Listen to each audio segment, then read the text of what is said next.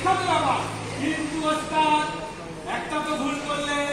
সে আবার কি ভুল করলাম রে ভাই? শালিটাকে তো আমাকে দেওয়ার কথা ছিল, তা কোথায় জোগাড় করলে এরকম পাত্র? এ আর বলিস নে, সে বলিস নে। আজকালকার যুগে সে কি বলে লাভ না ভালোবাসা বলে না, সেই সব করে ঠিক করিয়ে আমি বললি আবার ভালো ছেলের আবার ওপরে মাথার বুঝা চাপিয়ে দেবো নাকি? এটা কিন্তু অন্যায় হয়েছে। তুই আর বকিস নে, তাহলে দুটার মতো তুই হাদিস আর পেন্টিং এ রাখি। হাদিস কি করবো ওস্তাদ? ওই যে আমার শাশুড়িরই তো গোটা আছে, ছোট একটা আছে, মানুষ করে ওস্তাদ তুমি যা বলো না আমি সত্যি তোমার মুখে কিন্তু আটকাই না। আর বকিস না শালির দিয়ে কথা। আজকে আমাকে তাড়াতাড়ি ফিরতে হবে, 200 টাকা মারবো, মেশিনটা ঠিক কর। আচ্ছা ঠিক আছে, আমি সব মেশিনটা রেডি করে মোটামুটি রেখেছি। আর তোমার জুতো কই? তুমি তো জুতো কিচ্ছু করে আসোনি। তুমি জুতোটা পরো আর আমি বাকি সব জিনিসগুলো নিয়ে আসছি। ছাড় তো, 200 টাকা মারবো। আজকে আবার এত রবিবারের দিন, আর কেউ নেই তো, কোন সাহেবটা নেই নে, শুধু মেয়েটি আচ্ছা দীপক স্যার এসেছিল। দীপক স্যার এসে বলেছে যেন সাবধানে কাজ করি। দীপক কাজের মাথা? হ্যাঁ ওই আমাদের দীপকটা। ঠিক আছে, লেট করিস না, তাড়াতাড়ি মারবো। যা হ্যাঁ ওস্তাদ, তুমি সব কিছু আগে করে নাও, তারপর আমি সব কিছু রেডি করবো। আরে সাহেবদের যখন দীপক সাহেব যখন জন্ম হয়নি তখনকার আমার অভিজ্ঞতা রে, আর 200 টাকা মারবো তারও এত নাটক। কি আর আমার ছাড়া ছাড়। না ওস্তাদ, এরকম কাজ করবেন না। এই যে উপকরণগুলো করার জন্য সকালবেলায় আমাদের যে সেফটি সাহেবরা বলে, তিনি কিন্তু বলে আমাদের ভালোর জন্যই তো বলে নাকি? তাছাড়া তুমি একটা জিনিস ভেবে দেখেছো ওস্তাদ, আর যদি তোমার কিছু হয়ে যায়, তোমার বৃদ্ধ বাবা, তোমার পরিবারটা কোথায় গিয়ে দাঁড়াবে তুমি একবার ভেবে দেখেছো? ঠিক আছে, তুই যদি একবার নাই ছাড় তাহলে আর কি করবো? যা তুই ওর সমালোচনা নিয়ে আয়, আমি দেখি। ঠিক আছে, ওইখানে দেখো আমাদের এমার্জেন্সি কিছুটা আছে, যেটা রেখে দেয় সেটা করে দাও, আমি বাকি সামানগুলো নিয়ে আসছি। ঠিক আছে যা তুই আর যা। জানো তোমাকে কিন্তু কোনো কিছু আরে ভাই তাড়াতাড়ি যা, আজকে বউরে আদা দেবে। যা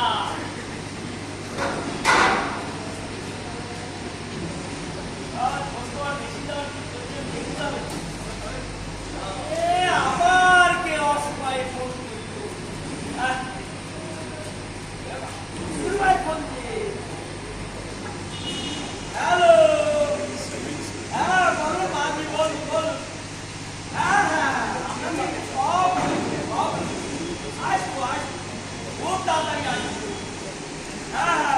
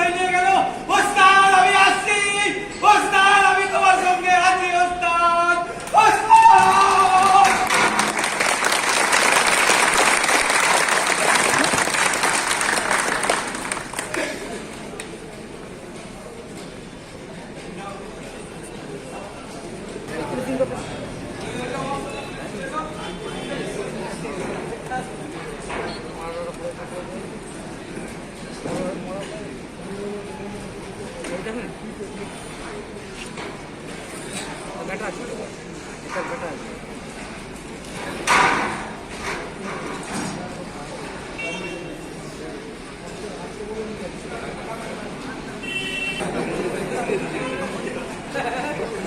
আমার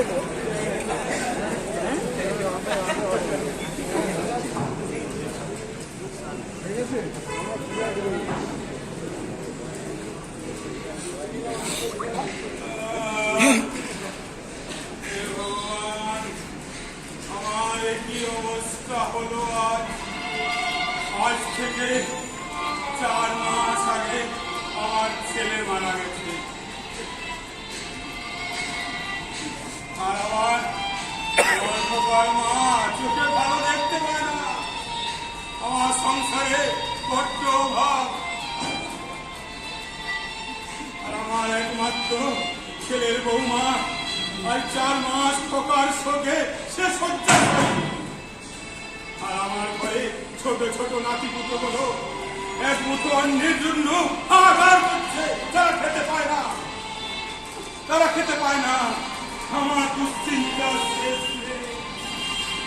শেষ নেই হে ভগবান তুমি বলে দাও কি করে এই সংসারের কথা আমি টানবো আমি অসুস্থ আমি অসহায় এই করুণ দৃশ্য দেখার আগে ভগবান তুমি কেন আমায় তুলে দিলে না না না আমি বাঁচতে চাই না পৃথিবীতে আমি আর বাঁচতে চাই না পরীক্ষার্থ নাতিটাকে দেখলে আমি তাকে চোখে তাকাতে পারি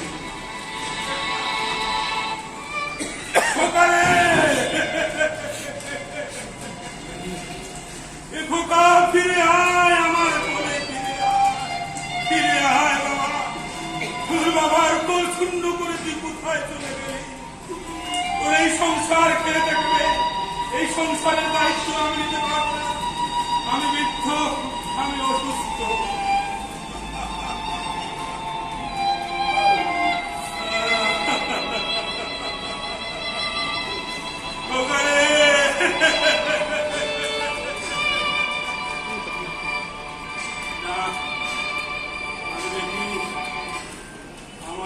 বলেছিল ওদের কোম্পানি ভালো আমি উঠি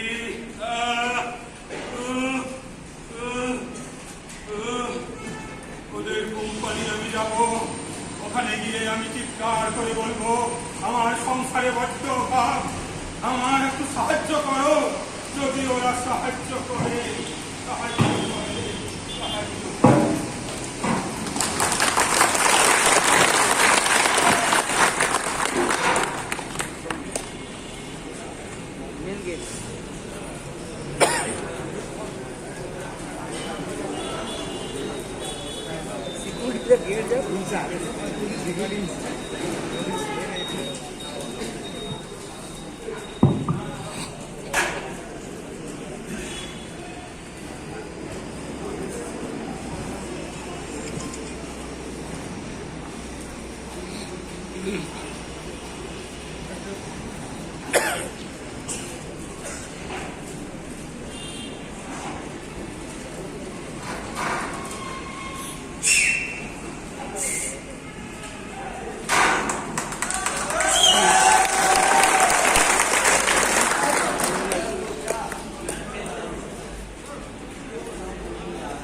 জোরে জোরে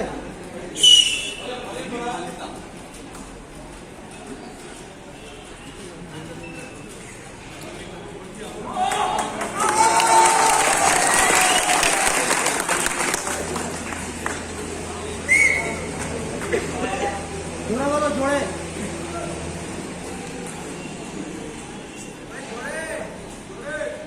হোয়াইটটা না হোয়াইটটা